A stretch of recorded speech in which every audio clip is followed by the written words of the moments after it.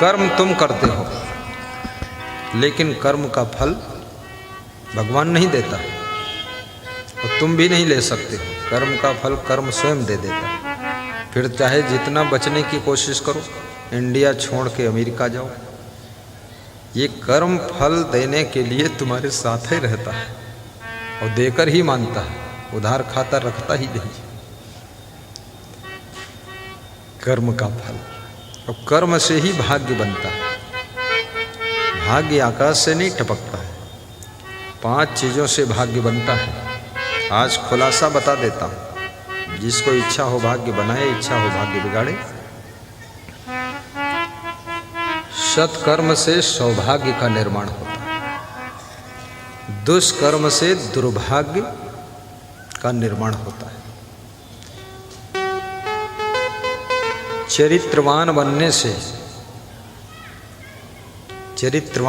से भाग्य बनता है, चरित्रहीन होने से भाग्य बिगड़ता है। आप देखिए कितने मिनिस्टरों ने बहुत व्यभिचार किया, भाग्य बिगड़ गया।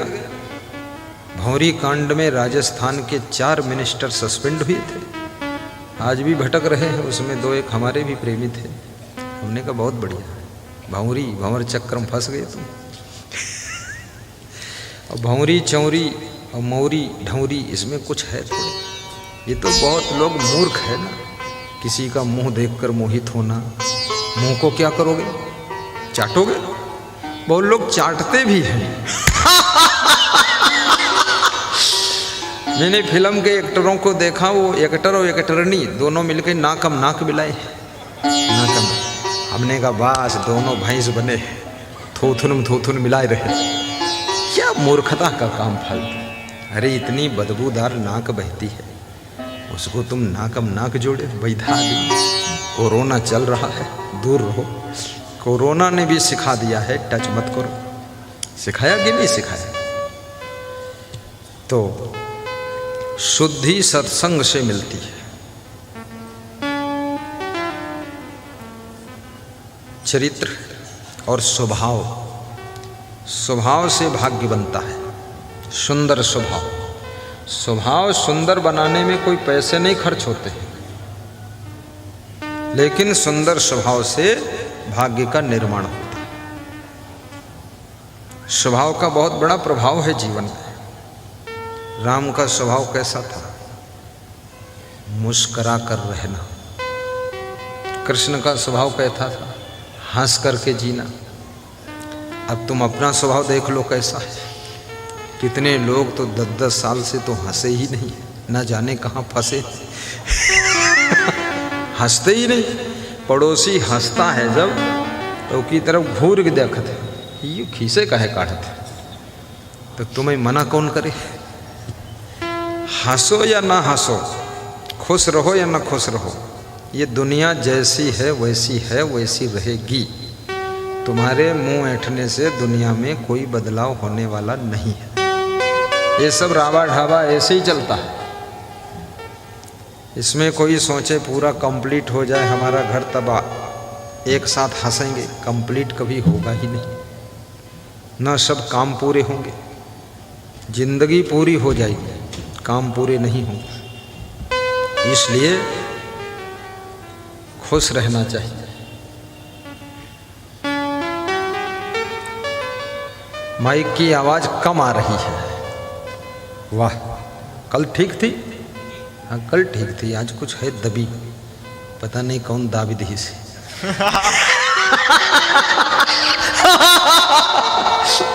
रमेश बाजपेयी खूब खुश हैं, गुरुजी मजा करते। कल ठीक रहे, वास्तव में आज को दबी गई। दबी जाए दे, कोई बात नहीं, थोड़ा हम ताकत ज्यादा लगा देंगे। पानी पृथ्वी पर पड़ते ही मैली कीचड़ बन जाता है, मैली कीचड़ बन जाता है। जिस तरह सच्चिदानंद जीव माया में आई भुलाता है, जिस तरह सच्चिदानंद जीव माया में आई भुलाता है। अब ठीक है बात? हम हे दबाए रहा है। कोई और नहीं दवाई से, हम धीरे बोल रहे थे। सभी भक्तों को व्यास गादी धन्यवाद देती है। आइए, तेहि क्षण मिलई ताशुपति आए। पति आ गया। नारद जी विदा होते हैं। नारद का प्रस्थान और पति का आगमन हो रहा है। पति को देख करके सुंदरी बहुत खुश होती है। वो नारी धन्य है जो अपने पति को देखकर खुश हो जाए। वो नारी मूढ़ है जो दूसरे के पति को देखकर खुश होती है। वो पुरुष धन्य है जो अपनी पत्नी को देखकर मधुर मुस्कुराता है। अब वो पुरुष वज्र मूर्ख है जो अपनी पत्नी को देखकर तो गुस्सा करता है, दूसरे की पत्नियों से खूब खीसे काटता है। बहुत मूर्ख है वो। जो तुम्हारी पत्नी रोज तुम्हें भोजन बनाकर खिलाती, झाड़ू लगाती, घर का सब काम धाम करती, उससे नहीं खुश है। पड़ोसिन वो सुपर्णखा उससे खीसे काटता। ये मूर्खता नहीं है क्या? सोचिए, मेरा हित कौन कर रहा है, मेरा भला कौन कर रहा है, मुझे सहारा कौन दे रहा है, मेरे लिए जिंदगी कौन जी रहा है, उसको देखकर खुश होना चाहिए। राम भगवान सीता के सामने मुस्काते हैं, लक्ष्मण से मुस्काते हैं, सबसे मुस्काते, लेकिन सुपर्णखा जब आती है उसको देख करके राम गंभीर हो जाते हैं। ये खतरे का विषय आ गया। गंभीरता। ये देखिए, सुपर्णखा आई है। राम और सीता, मृग, लक्ष्मण चक्कू ले खड़े हैं कि नाक काट तुरंत दे।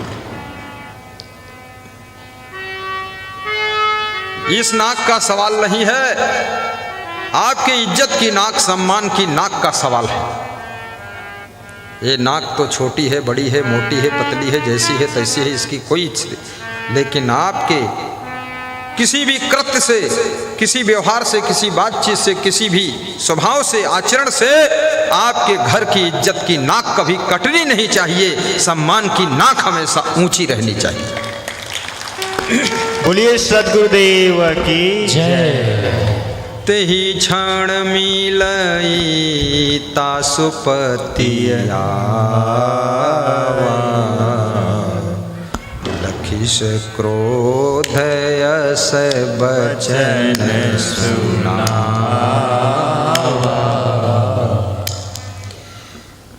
पंडित कृष्णदत्त घर में प्रवेश करते हैं और जब देखते हैं पत्नी के गले में कंठी माला, बहुत क्रोध आता है। लेकिन ये क्रोध उचित नहीं। कोई गलती करे तो आपको थोड़ा गुस्सा आ गई, उचित है, डांट दिया। लेकिन कोई अच्छा काम करे और तुम क्रोध करो तो आपकी मूढ़ता है। पत्नी अगर गुरुमंत्र ले ले तो पति को सौभाग्य मनाना चाहिए कि अर्धांगिनी है, इसका आधा पुण्य हमको भी मिलेगा। और पत्नी गुरुमंत्र लेने की इच्छा करे तो पति को भी साथ में माला फूल लेकर बैठ जाना चाहिए। और पति गुरुमंत्र लेना चाहता है तो पत्नी को भी साथ में शामिल हो जाना चाहिए। ये जोड़ा है, ये मिलजुल करके धर्म के कर्म भक्ति करना चाहिए। ऐसा नहीं कि पत्नी गुरुमंत्र लिए है और पति देव दारू पी रहे। ये बर्दाश्त से बाहर चीज है। ये गलती मत करिए। दारू मत पीजिए, दूध पीजिए, चाय पी लीजिए, फलों का रस पी लीजिए, पानी पी लीजिए।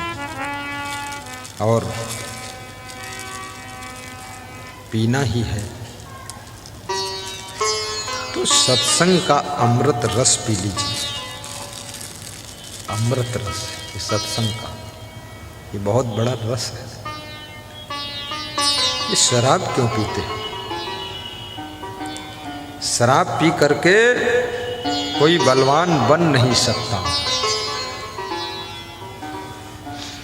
जुआ खेल कर कोई धनवान बन नहीं सकता। शराब पीकर कोई बलवान बन नहीं सकता और जुआ खेल कर कोई धनवान बन नहीं सकता।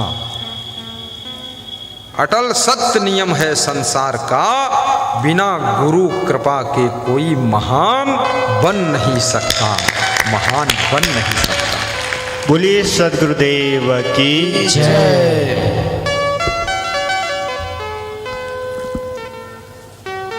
राम शंकर भगवान के भक्त थे,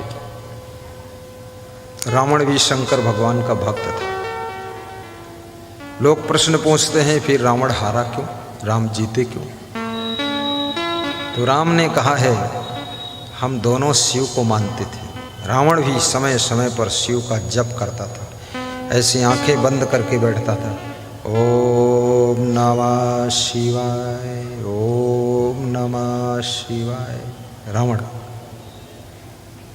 भगवान राम भी शंकर जी को मानते थे। जब लंका पर चढ़ाई करना था, सेतु बंध बनाना था, तो रामेश्वरम नाथ की स्थापना किया है। शंकर भगवान शिवलिंग की स्थापना करके पूजा करके तब सेतुबंध का निर्माण शुरू हुआ।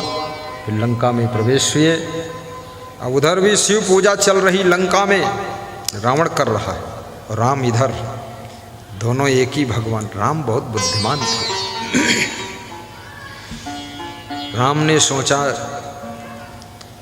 शिव को रावण मानता है, उन्हीं पूजा कर रहा, जप कर रहा, तो मैं उन्हीं की स्थापना करूंगा ताकि शिव जी बीच में सिलेंडर हो जाए, फिर हम निपट लेंगे इनसे। शिव जी कहीं शिव गणों को भेज देंगे तो बहुत लंबा उत्पात हो जाएगा, फिर भगवान भगवान हम ठन जाएगी, गड़बड़ हो जाएगा। परशुराम भगवान ने बहुत क्रोध करके बोला था, किसने धनुष तोड़ा उसको निकाल कर बाहर करो, उसको मारूंगा। लेकिन राम भगवान समझ गए थे, अरे तू भी भगवान है, मैं भी भगवान हूँ, भगवान भगवान कहीं लड़ते हैं। राम भगवान नम्र हो गए, बोले नाथ शंभु धनु भंजन हारा, कोई है कोई एक दास तुम्हारा। हे परशुराम, हे नाथ, शिव का धनुष भंजन करने वाला आपका कोई दास होगा।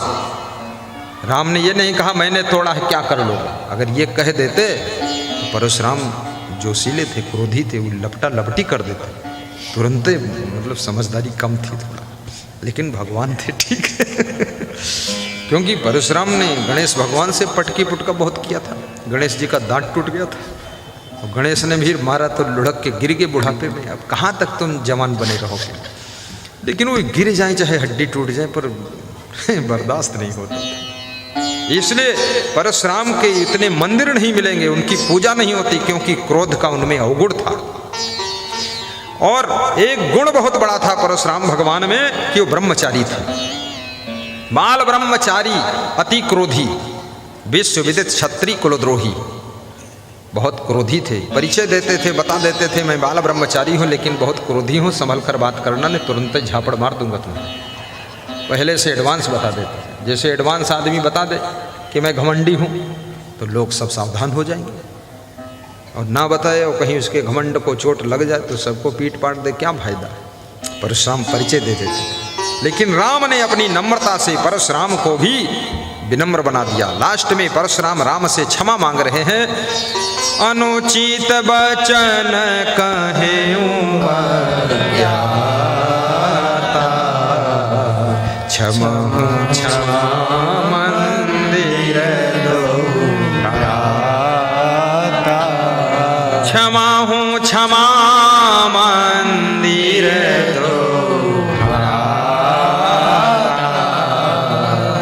अनुचित वचन